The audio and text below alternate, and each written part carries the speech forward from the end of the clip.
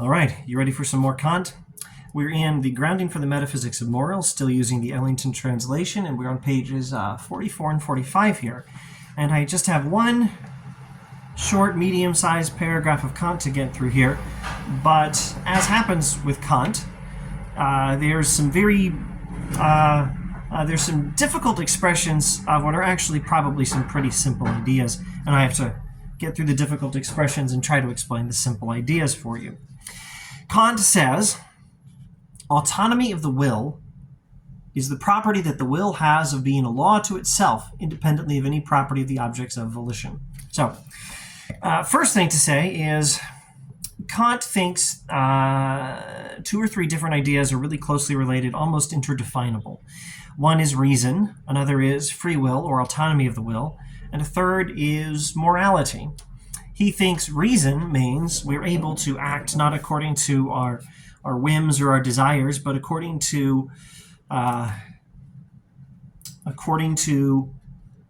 what reason says is best. That's what reason means. And free will or autonomy of the will means that we are again able to act according to reason and not according to our desires or our whims.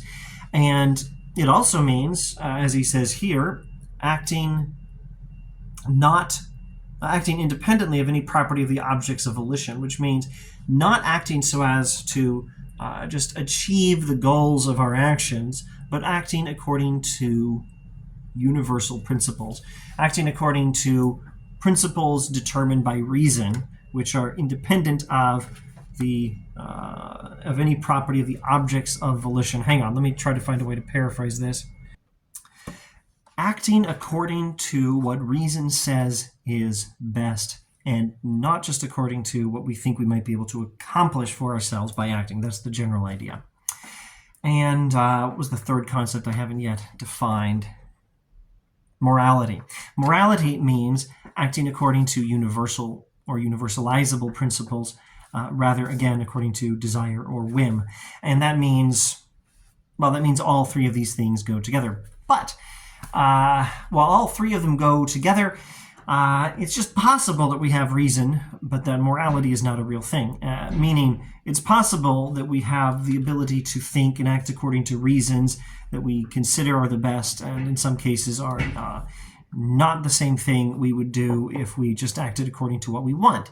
It's possible that we can do that, but that there is no such thing as moral law. It's possible that there is a meaningless universe and that all there is matter. It's possible, actually, we don't have free will. It's possible that we just do what our brains make us do, and we're just acting on the motions of chemicals in the brain, something like that. It's possible that none of these things are real, or at most reason is real, and we can, do math. We can do stuff with reason, but we don't actually have the ability to act according to what reason decides is what is right, rather than according to whim or desire.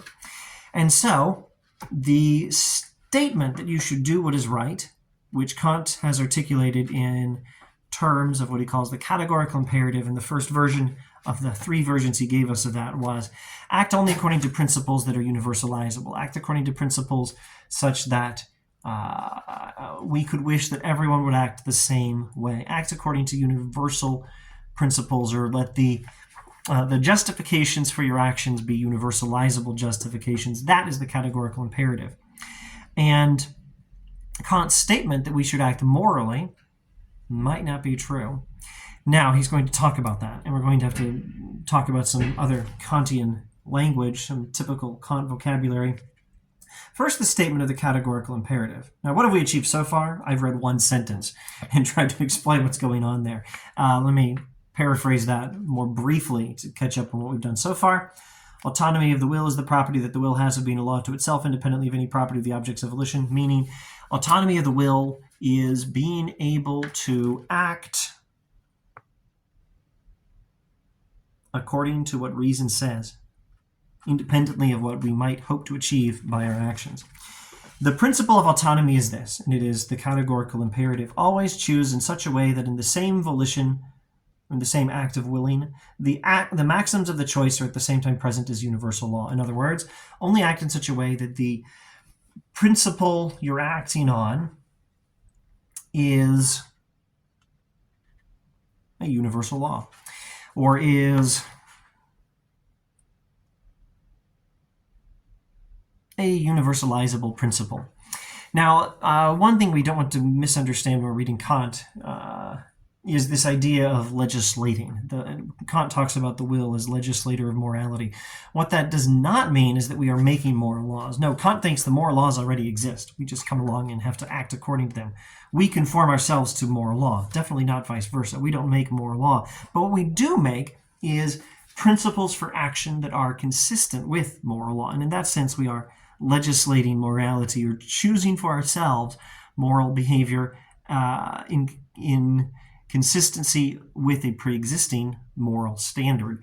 That's what Kant is talking about with legislating morality and the principle of autonomy, etc., etc. Now, he stated the categorical imperative, and now he's going to tell us that it is synthetic. Before we go into that, let me clarify what that means. There is a famous distinction in philosophy between synthetic and analytic statements. An analytic statement is one where, to use the fancy language, the predicate is contained in the subject. And what that means is the subject of the sentence contains everything the rest of the sentence says about it. So if I say, a bachelor is an unmarried man, the statement unmarried man, the rest of the statement is an unmarried man is already contained in the idea of the subject of the sentence, a bachelor. A bachelor is an unmarried man. We're not adding anything to the concept of a bachelor in this sentence. We're just explaining what the concept means. That's analytic. A synthetic statement, synthetic, is a statement that's not analytic, where the predicate is not contained in the subject or where the rest of the sentence actually adds something to the concept. Now, analytic statements are necessarily true. Synthetic statements are not necessarily true, and the categorical imperative is a synthetic statement. That this practical rule is an imperative, i.e. that the will of every rational being is necessarily bound to the rule as a condition, cannot be proved by merely analyzing the concepts contained in it, since it is a synthetic proposition. In other words, the categorical imperative is synthetic. It does not just fill in some content from the subject. So let's identify the subject. What is the subject of the categorical imperative, or the sentence stating the categorical imperative? The will of every rational being. So you can state the categorical imperative this way. The will of every rational being should act according to universalizable principles.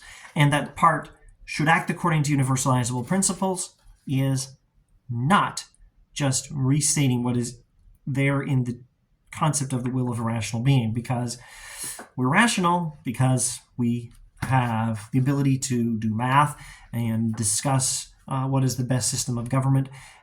We can calculate the digits of pi to a lot of decimal places. Human beings have rationality, but that doesn't mean that we're obligated to act according to this categorical imperative. For proof, one would have to go beyond cognition of objects to a critical examination of the subject, i.e. go to a critique of pure practical reason. Since this synthetic proposition, which commands apodictically, must be capable of being cognized completely a priori, and that means this is one of those famous synthetic a priori statements. In Kant, we talk about a very interesting idea, that those synthetic statements are sometimes known a priori, or independently of experience. Normally, you would expect a statement where the rest of the sentence is just adding something to the concept of the subject of the sentence. We'd expect to learn about those things from experience. And we would expect to find that independently of experience, we know analytic statements, where you don't have to do a survey of bachelors to find out that they're all unmarried men, because that's what the word bachelor means. Whereas with synthetic statements like, all platypi are mammals, you have to actually go out and learn stuff. You have to study platypi. Kant thinks there's some very important statements that are synthetic a priori. We know them independently of experience, even though they're synthetic. And what that means is the synthetic a priori statements are not certain. They could be wrong. In other words, for the categorical imperative, we might not actually have free will and things like that. There might not actually be any moral law. But these synthetic a priori statements are very important because you can figure out a priori that they are part of something that's built into the human mind. In this case, the human concept of morality. So Kant is telling us two things. I'll try to finish this paragraph and then tell you what I think those two things are, and then maybe I can shut up and wrap up this video. This task, however, does not belong to the present section, meaning he'll hope to get to it later. But that the above principle of autonomy is the sole principle of morals can quite well be shown by mere analysis of the concepts of morality, for thereby the principle of morals is found to be necessarily a categorical imperative which commands nothing more nor less than this very autonomy. So the categorical imperative commands autonomy of the will, meaning act according to reason, not according to desire or whim. And what are the two things I want to summarize here? Well, the categorical imperative is a synthetic a priori statement. That means it might not be true. You can't confirm it's true just by studying the statement, because what the categorical imperative says about how we should act according to universalizable principles and autonomy of the will, don't act on mere desire or whim, all of that stuff is not contained in the idea of the will of a rational being. But you can still find, independently of experience, a priori, that not that this statement is true, that the categorical imperative is true, but you can find that it is built into the very idea of morality. The very idea of morality includes not acting according to desire or whim, but according to reason. And with these observations on the categorical imperative being a synthetic a priori statement, I think it's time to end this video. Thanks for watching.